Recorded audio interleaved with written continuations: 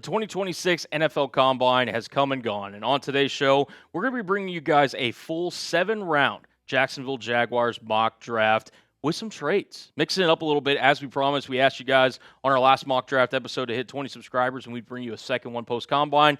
You guys smashed the goal. We appreciate it here at Jags Now. My name is Cullen Brown. Welcome into Jags Now. And listen, do you guys want more mock draft videos? Clearly, you guys showed the support on the first one, which we greatly appreciated. If you guys want more content like this, make sure you hit that subscribe button because we will make more content like this. I enjoy making mock draft content for you guys, and if you guys keep hitting that subscribe button, keep hitting the like button, showing your support. Again, it's 100% free. We greatly appreciate it here at Jags Now. If you guys want to see more Jags videos, this is your number one stop shop. All right, before we get into the mock draft, just wanted to go over again the Jaguars 2026 draft picks and also just give us kind of a starting point because, again, we are going to be doing some trades in this mock draft. You got the 1 second-round pick, 3 third-round picks, a fourth, 2 fifths, a sixth, and 2 sevenths. Again, that third-round pick at number 100 is a compensatory pick that we are counting for this mock draft. Again, not all the compensatory picks have been accounted for at this point, but just to give you guys a full grasp of all 10 picks, there you are on screen. And we're not wasting any time because to start off this mock draft, we're making a trade with the Miami Dolphins. We're trading up to pick number 43 because there's a player that you guys were really hyped about that the Jaguars are going to be potentially looking at drafting. They had him in for an interview during the Combine week, and I think he's an absolute stud. So in exchange for pick number 43, we send 56 and 88, a second and a third-round pick to move up 13 spots. I think this is a relatively fair trade. I looked at the trade that the Seattle Seahawks did with the Tennessee Titans in last year's draft, and this was kind of the similar value, a second and a third to kind of move up into the second round when they made the draft trade last draft. And I have the Jaguars selecting at number 43 overall, Anthony Hill Jr., the linebacker out of Texas. I think this guy's an absolute stud. I really do. I think he's a guy that is going to be a day one contributor at the linebacker spot for some NFL team come 2026. And at the University of Texas this past season, he was all over the field. Had 69 tackles, 7 tackles for loss, 4 sacks, 3 pass breakups, 2 interceptions, 3 forced fumbles, and a fumble recovery. He is athletically built. He's one of the better linebackers, I think, in this draft class in terms of, obviously, you have guys like Sonny Styles who tested really well at the Combine. Arvell Reese, we'll see if he's kind of a more off-ball linebacker guy. Jacob Rodriguez, the Texas Tech linebacker, I certainly think's a name. C.J. Allen, the linebacker out of Georgia. Outside of that, I think Anthony Hill deserves to be right in the mix with any linebacker that goes potentially on day 2 and really in this draft class. And I think he has all the physical tools to be a stud NFL linebacker. And with the Jaguars potentially moving on from Devin Lloyd this free agency, which we're going to kind of dive into later on this week here on the channel, I think Anthony Hill would be a more than adequate substitution for Devin Lloyd. Obviously, he can play that will or the Mike linebacker spot. He's good in coverage. He's great at diagnosing the run, really instinctive player. He's physically gifted, like I said, and I think he has the ability to cover not only running backs and tight ends, but also play zone coverage at an adequate level as well. I think he would be a perfect fit in Anthony Campanelli's defense. I have the Jaguars trading up for Anthony Hill. Moving into another trade down, and instead of trading up, we're trading back because we did give up a third-round pick in order to kind of grab Anthony Hill. I think he's going to go in kind of that mid-upper part of the second round, so wanted to accumulate some more draft picks for the Jaguars. I ultimately sent 81 and 202, third-round pick, and a sixth-round pick to the San Francisco 49ers in exchange for a third-round pick at number 92 overall, 127, so adding another fourth-round pick, and then also adding another fifth-round pick at 171. I think this will kind of, arrange, again, you're giving up a third-round pick, but you're also gaining a fourth and a fifth, so it kind of evens out in terms of the draft capital. But it kind of raises an interesting question because James Gladstone's going to be interested in making deals, and he's going to be interested in trying to improve this roster the best he can. I want to ask you guys this before we get into the rest of the mock. What's more likely to happen in the draft from Jacksonville's perspective?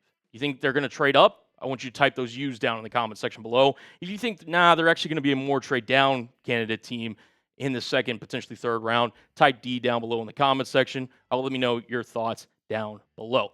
Getting into round number 3, and at pick number 88, I have the Jacksonville Jaguars selecting Darrell Jackson Jr., the defensive tackle out of Florida State, who he is a guy that could have easily came out after the 2024 season into the 2025 NFL draft, where he, impressed in that 2024 campaign, had 3.5 sacks, 30 pressures, but said, no, I want to come back. I want to refine my skills and That was not a really good Florida State team, in 2024. Wanted to come back, was voted as a captain as a result, and put up solid numbers: 45 tackles, 3 tackles for loss, had 14 pressures. And if you're the Jaguars, we talked about this ad nauseum, you have to improve that defensive tackle position. And I think Darrell Jackson has the ability to be somebody that on day 2 could be a target for Jacksonville. We'll see if any of the top 5 guys, Kristen Miller, Lee Hunter, Caden McDonald, Peter Woods, Caleb Banks, I don't think any of those guys are a lock to slip out of day 1 per se, but in day 2, you've got guys like Dante Corleone. You've got guys like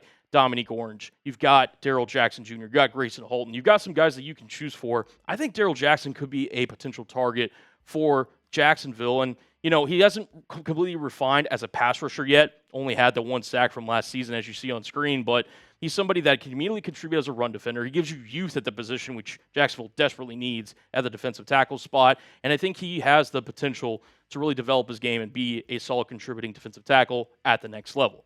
Moving on to round number 3. And I wanted to potentially really cover my bases in terms of the Jaguars' top 3 free agents that they could lose in free agency. They could lose a linebacker in Devin Lloyd. They could lose a defensive tackle, not necessarily in free agency, but again, Eric Armstead, Devon Hamilton. We'll see if they are potential cut candidates for the Jaguars. So at corner, we've talked about it ad nauseum. Monteric Brown, Greg Newsome also are free agents. So I have the Jaguars selecting with their second third-round pick, Malik Mohabit, the cornerback out of Texas, who had a really good showing at the NFL Combine. Had a 9.45 overall RAS score. Shout out to Math Bomb on Twitter, who's a really good follow. You guys should check him out. The only yellow and red you see on the screen is his height and weight. Vertical, broad, 40-yard dash, 20-yard split, 10-yard split, all in the greens. I think he's going to be an athlete at the next level, and his coverage stats really back that up. Allowed 62% completion percentage, 168 yards, a touchdown in coverage, 6 pass breakups, 2 interceptions, only a 59.4 completion or quarterback rating, allowed in coverage. He's a guy that thrives in man coverage, zone coverage, but can also play man, and I think he would be a perfect scheme fit for Jacksonville in their secondary if they choose to move on from a guy like Monteric Brown, also give them competition at that outside corner spot. Moving on to round number 4. Took a quick break there. Beau Stevens, the offensive guard out of Iowa, who he's a guy that the Iowa Hawkeyes were voted as having the best offensive line in all of college football last season, and I think that Beau Stevens was a big part of that. Here. We've got his PFF grades here on screen. 87.7 overall grade with a 92.5 pass blocking grade, 85.1 overall blocking grade. All really good numbers. Didn't allow a sack.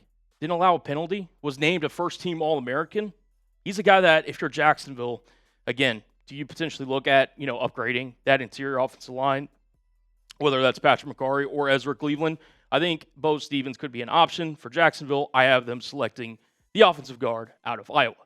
Moving on to round number 4, the second round number 4 pick. I've got Mike Washington Jr., the running back out of Arkansas, who I'm going to be completely honest, I don't know if he is going to make it to round 4 after the performance he had at the NFL Combine. He showed out. He balled out. At 6 foot, 220 plus pounds, he graded out as a perfect 10 RAS score. We have never seen a performance quite like what Mike Washington was able to put on display for the Arkansas Razorbacks. Had a vertical jump that was unbelievable. Complemented that with a 4.33 40-yard dash.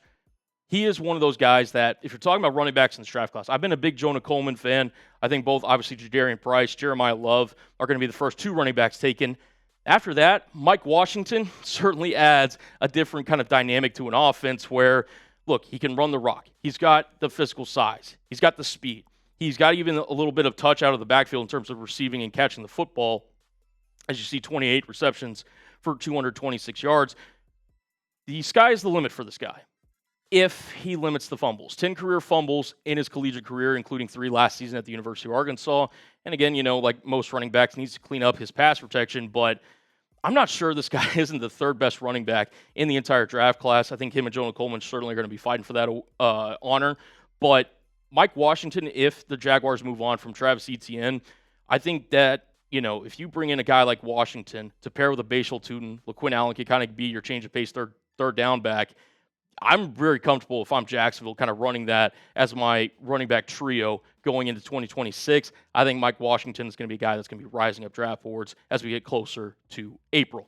Moving on to round number 5 and later into day 3, as we've got Caden Curry, the edge out of Ohio State. I have the Jaguars selecting him in round 5 at pick number 162 overall. And Caden Curry was somebody that didn't really produce a lot in college until he got to his final year this past season in 2025. And he popped off. 66 total tackles, 16.5 tackles for loss, 11 sacks, 46 pressures.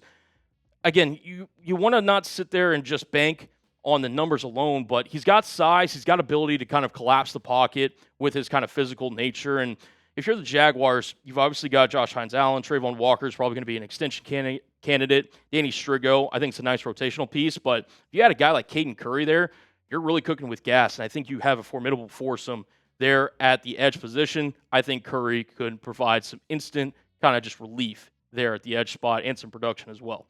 Moving on to round number 5, and this is another Jaguars draft meeting man in Oscar Delp, who at the tight end spot, he's kind of a bit of a tweener in terms of like he has a receiving tight end, not much of a vertical threat, although he's got, kind of sneaky athleticism. And no, I'm not just saying that for every kind of guy that looks like this, but if you know, you know.